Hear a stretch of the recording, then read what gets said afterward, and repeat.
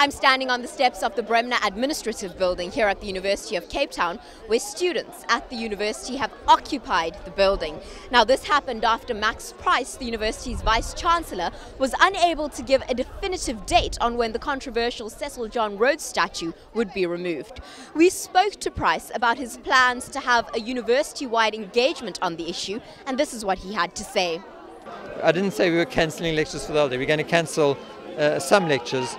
I think so. It's going to be fantastic. We're going to have about 15 people who will have pre-recorded lectures on the internet, on the web. And those lectures will be streamed into every classroom and every seminar room at the same time. And then the students will be invited to discuss.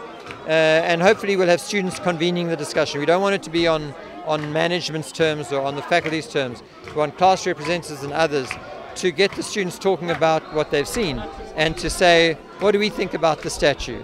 It'll be about the history of Rhodes. It'll be about the legislation about heritage, because we can't actually pull down the statue even if we wanted to, because the law says that it's a national monument and you can't do it. So we have to get permission. It's about transformation more generally. It's about why do we have so few black professors. It's about what did Rhodes do that was good and what did he do that was bad? Why does everyone say he's such a villain? He is, I believe he is. But then why was he thought of as such a great man for so long? I mean, how do we reconcile these things? So we want our students to engage, and our staff. Let me say that this is just as important for staff. We want them to engage from a position of understanding, not from a position of a political rally or a political party which says this is the ideological position that we're taking.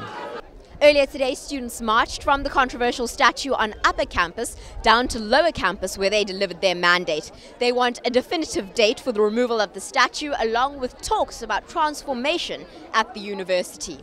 We spoke to Max Price about transformation, and again, this is what he had to say. I think they were making, frankly, more general points. They weren't, but we have been in discussion. In fact, we were due to have a meeting today with that group of black academics represented by Zetu, but it was cancelled because of the occupation. But we are in conversation with them, trying to understand what it is that they feel is holding them back, or what is discriminatory. Sometimes, and these are things we need to investigate, sometimes case by case. Someone may tell us that they feel they are given an unfair workload compared to a white colleague, and so they can't progress. Well, that doesn't mean it happens across the university. It may be happening because they have one particular boss in their department. We must investigate that. And so we try to create a forum where anyone can come and raise these issues.